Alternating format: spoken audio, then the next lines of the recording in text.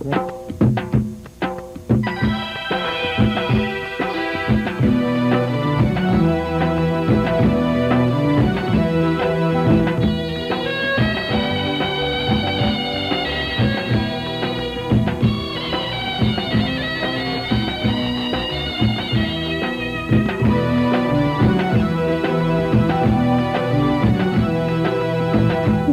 वाले दुल्हन खुशी खुशी जाना, लेकिन इतना सा नाता जाके निभाना।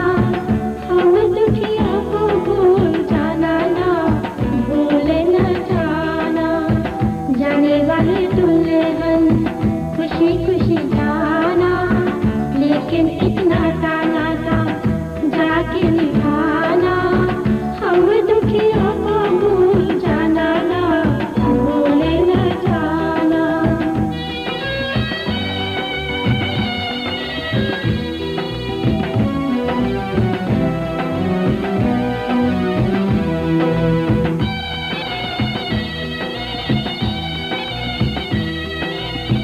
रो रही बाबुल, रो रही माई, रो रही माई। इस जग में बेटी है दौलत पराई, दौलत पराई। इन बिछड़ों को बिखराना ना, भूले न जाना। जाने वाले दुल्हन खुशी खुशी जाना, लेकिन इतना जाना था जाके निभाना। हम दुखियों को भूल जाना ना, भूले न जाना।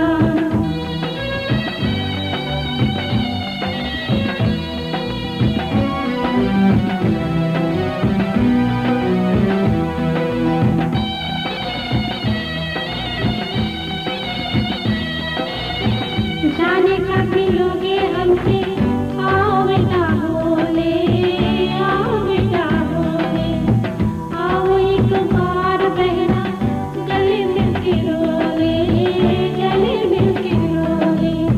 जिंदगी का कोई है ठिकाना ना, भूले न जाना।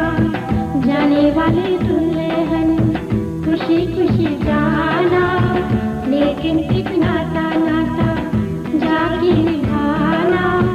हम दुखियों को भूल जाना ना, भूले न जाना।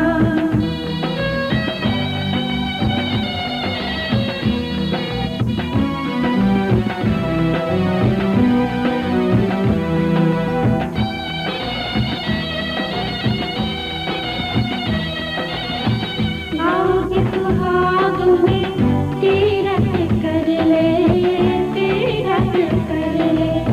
पति संग दिल आओ, पति संग मुरली, पति संग मुरली।